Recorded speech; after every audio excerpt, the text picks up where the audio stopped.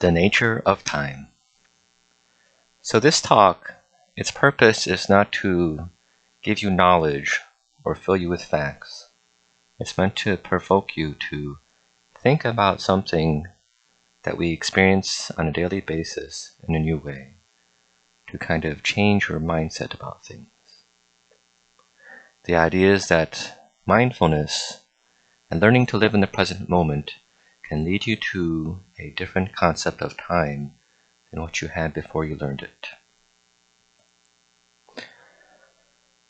So some questions and things that we will discuss in this talk are, so if your view of time is often defined by your purpose and your goals, what happens if your goals are completely fulfilled? What is the relevance and nature of time in that situation? Also, what is time, the nature of time, and the absence of other people?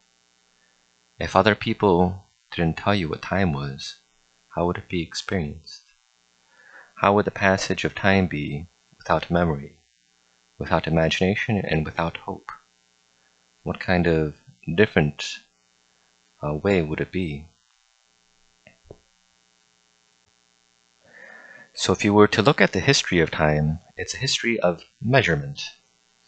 So you had people recording the movements of the sun, the movements of the moon, the movements of stars. Early on, some of the earliest ways to measure time was using water dripping as a water clock. You had sand dripping like an hourglass. Eventually, you developed the calendar and using things like astrology. The purpose very early on was to be able to record the moon and the seasons so that you knew when to prepare for harvest. So by measuring time and knowing it to a very good point, you could know when was the time to sort of get ready for the harvest, because that was a big necessity in life. As well, the moon you could also use for the tide and sailing.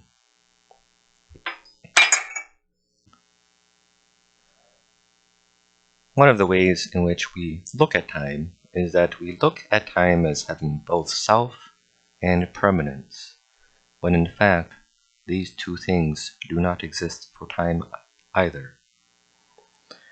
In the self of time, we divide time into things in which there is no basis for division. So we have the second, the minute, the hour, the day, the work week, the month, and finally the year. And to each of these things we attach our memories and opinions and ideas and our feelings. In essence, we are dividing up space where no division exists. It is a basis with no reality, such that if we did not tell others of our division, or we were not told ourselves by the division by other people, we wouldn't know what it meant. Meaning, what would time be if someone did not tell you what time was? So if you look it up, what is a second? And a second is defined by scientific convention as the rate of decay of a cesium-133 atom. Meaning, if someone did not tell you the rate of decay of a cesium-133 atom, how would you know what a second was? How would you experience it? If you did not know what a second was because someone didn't tell you what a second was, how would you know what an hour was? How would you know what 10 hours were? How would you know what a day was? There was an interesting article in The Economist a few months ago about the work week and how the work week was actually a modern invention, and that several hundred years ago there was no such thing as a modern work week where you divided your week into 7 days and you worked 5 of them.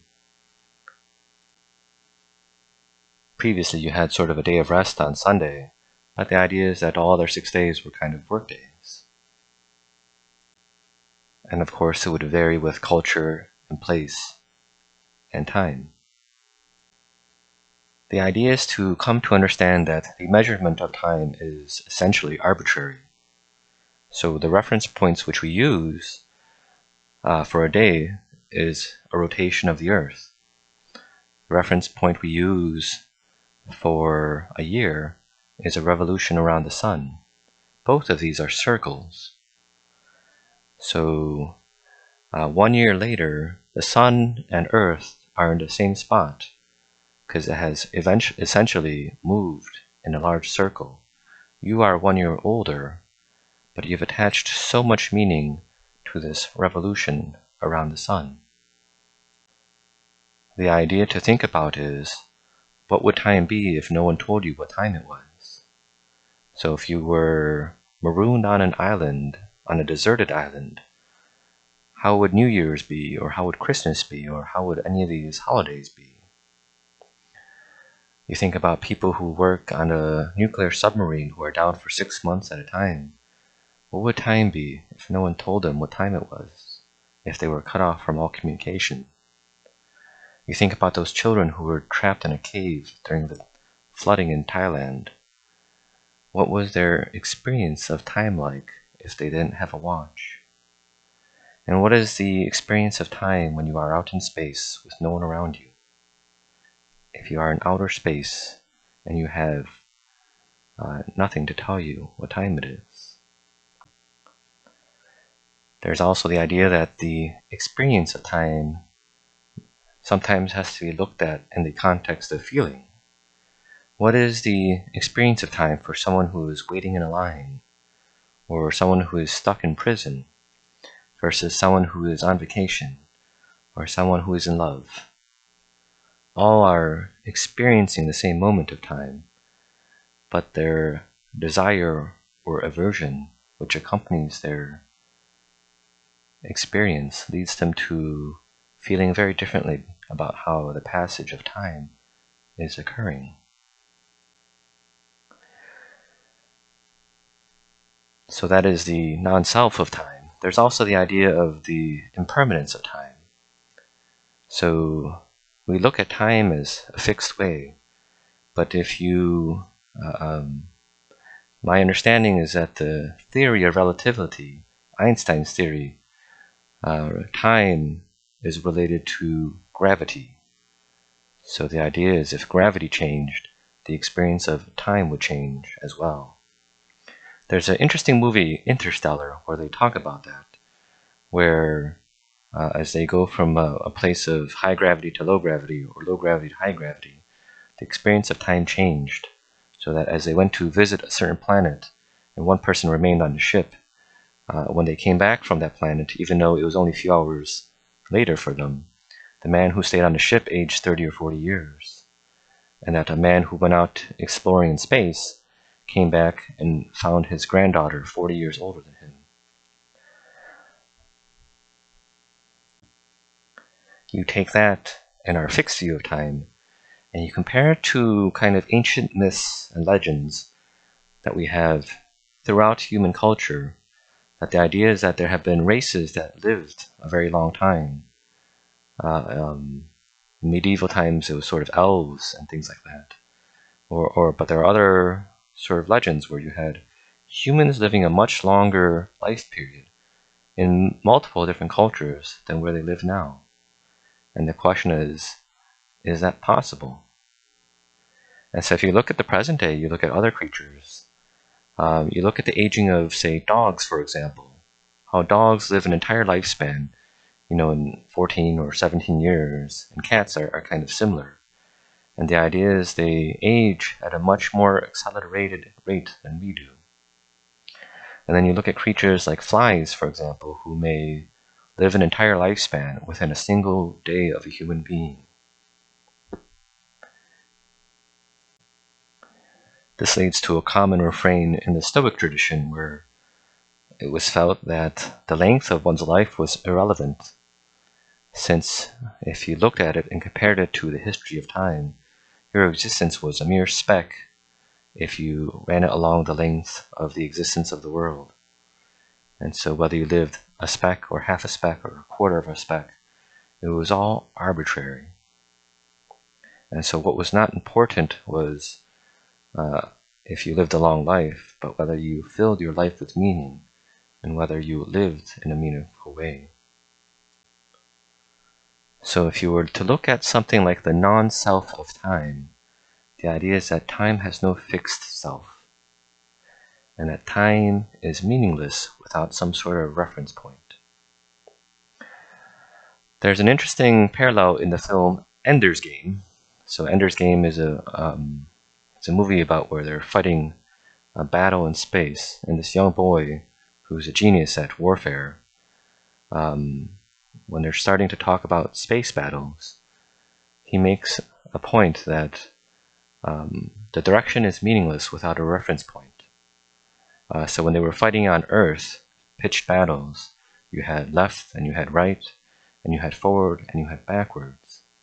But he made the point that when you're in space and you're fighting a battle there, you had to add a third dimension because of the lack of gravity. So you had hop up and down and left and right. And so that the previous way of looking at space had no meaning without some sort of reference point. And the idea is time doesn't have meaning in the same way without some sort of reference point. So we look at future and we look at past, but these only exist in your mind. The one exists as memory, and the other exists as imagination. We see something in the present that looks like ruins, but that means that in the past something may have existed. And we take hope and we take fear, and we look at it to extend it to our future. But the idea is that only one moment exists, and it is the present moment. So what would time be without those reference points? I mentioned earlier that our reference points are the revolution of the Earth around the Sun. But if you went back 500 years, or if you went forward 500 years, and you were looking at it from a macro point of view, staring from the edge of the universe at the Earth, how would you be able to tell the difference between past, present, and future if you were just looking at the place where Earth, what point it was in its revolution around the Sun? Meaning without that kind of reference point of the Earth was here at this point, and the Earth was there at this point, and the Earth was there at this point, what would time be if it was just running in a big circle? Meaning we divide up time into certain sections and spaces, and we label it when those sections and spaces do not exist, except in our minds. So if no one told us where the divisions were, how would we know them? Meaning we divide the year into months, and we attach names to the months. And as a result of living, we now also attach memories and feelings and experiences to those months. So in January, you might remember and feel a certain way. In the springtime, you might feel a certain way. In the summer, you feel a different way. And if in fall and in winter, you might feel a different way. And you have memories of when this happened, when that happened, or when someone died, or when you graduated, or some sort of tragic event. And every time we run into those times again, we think about those events, and we attach all sorts of meaning to it. But those experiences and feelings are unique to you. And one should therefore realize that some of these sufferings which you bring upon yourself by feeling sorrow at the memory of someone's loss, or sorrow at the time of some breakup or divorce, some of these things are brought by yourself, not something inherent in time. The idea would be to let go of that memory and attachment so that you could experience each time as it was by itself without having to suffer pain and suffering whenever that sort of time came again. There's an aspect of creating the permanence of time for control. And so we have this idea of we want things to happen on time. And it is sort of attached to the perception of control and a management of destiny, a management of self-destiny. So the idea is this should happen at 8 o'clock, and at 8 o'clock we expect it to happen. So the Arabs had a interesting phrase of Islam, which I think it's inshallah, which meant God willing. So the story was that Muhammad had made an appointment with someone, and due to some sort of natural incident, he didn't make it. So from that onwards, he would always use the phrase "God willing" whenever he sort of made a promise or want to make an appointment. And it's a sort of reminder that you cannot control time, and you cannot control outside events. I mentioned in a previous talk the saying of Gandalf, the wizard, who said, "Wizards are never late. They only arrive when they mean to." And I think this would be sort of the ideal of someone who has mastered their relationship with time. So 2 other interesting things to think about if you wish to look at time in a strange way was the idea of reincarnation. And so if you died and there was the eternity of the soul and you were reincarnated again, that you were stuck in a big circle, birth and death, birth and death, birth and death. And the idea of aging and the time loop, meaning you got old, you died, and you were born again. The rotation of the earth changed, the revolution around the sun changed, but it was all a big circle. And so what if there was this idea that you were reincarnating over and over and over again, that you were dying and being born again, and that because the earth only went in a circle, when do you exist? And what is your reference point? What does it mean to be old, and what does it mean to be young if these things were happening over and over again? There's an interesting book called Shantaram, where he talked about the purpose of reincarnation, so that you'd reincarnate over and over again to learn each time and to become closer to God. And there's the idea that the soul has memory, even if the mind cannot remember. So when you are reincarnated again, you don't remember what happened in a previous life in your mind, but the idea is your soul may have that memory. And whether you believe it or not is up to you, but I think everyone has that kind of experience where sometimes you come across a certain sort of person or a certain sort of situation, and there's a feeling of familiarity, a familiarity which you cannot understand, and you just feel it. Meaning you meet someone and you're just comfortable with them, and they're kind of people who you just kind of know you're going to be friends with, or a situation where you've come across a situation in the past. And there's an idea that sometimes in a previous life you have made a mistake, and then you make a big vow that I'm not going to make this mistake again. And the idea is in a subsequent lifetime, the same situation comes to you, and you sort of remember, in a very vague way, your previous vow. Like, I didn't want to have that happen a second time. And so you do something different.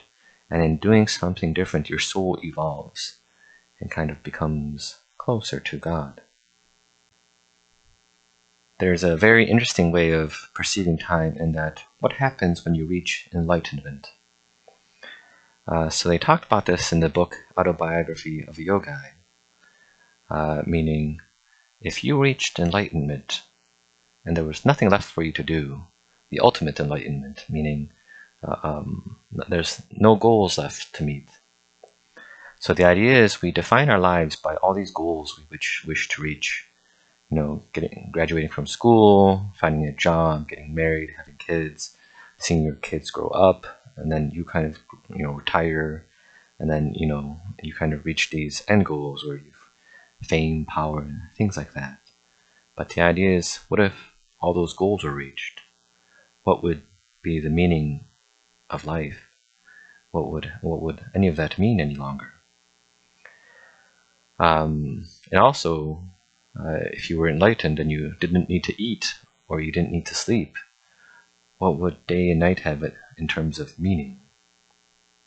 So in the book Autobiography of Yoga, they talk about some guy who no longer needs to sleep. And so if you don't need to sleep, what meaning does day and night have? Meaning we divide our day into times when we must eat. We divide our days into times in which we must sleep. But if you didn't need to eat and you didn't need to sleep, and you didn't have any more goals to complete, what would the nature of time be? And so the idea would be a straight line until completion, sort of like a candle burning until it kind of was extinguished. But the nature of human is that we take that straight line and we divide it into so many sections, attaching meaning to each section: morning, afternoon, night, old age, birth, all these kind of things. What if it was all those sections, if no one told you what section you were in? What if it was just a long straight line? There's a saying about mindfulness, I can't remember who said it now. It might have been Eckhart Tolle, but it said basically the person who kind of embraces mindfulness, their lifespan increases. And not that they are actually living longer, but because they are living well, their life is immediately prolonged. Meaning people go through their lives passively living, kind of having to do this and having to do that, and just kind of mindlessly going through their life, performing checklists and kind of not really being alive. And the idea is that once you are mindful and have awoken and have kind of gained consciousness, then suddenly you are alive and your life has meaning. And the idea is immediately everything you do can suddenly have meaning. And you went from having 1 or 2 moments of meaning a day to, and every day is a meaningful day. And so your lifespan compared to someone who lives in mindless way is much, much longer. There's a saying that I read just recently attributed to Diogenes the Cynic, who said that for a wise man, every day is a festival. The idea is that the wise man has found a way to live properly. So the takeaway from all this is to change the way you look at time, remove the idea of control, sort of learn to understand that some of the main memories or fears that are associated with time, some of those are things which do not necessarily exist on their own, but that you put them there, and to remove them so that you don't feel necessarily sad at a certain time of year or attribute to things, understanding that these are all kind of arbitrary occurrences, meaning what would time be without someone telling you what it was. That will conclude my talk. Suggested films. So the film Old, O-L-D, which I saw recently, M. Night Shyamalan, a very interesting look at what time means. It is a horror movie. Interstellar, which was the movie about space. Another interesting movie is A Ghost Story, which sort of hinted at reincarnation and kind of the reoccurring of the world, but a very interesting idea. And also the movie Click from Adam Sandler, where he has a remote control which allows him to go through time. If you have benefited from this talk, I ask that you do one good deed in return. One good deed. The deed is not bound by size, but bound by sincerity. Thank you for listening.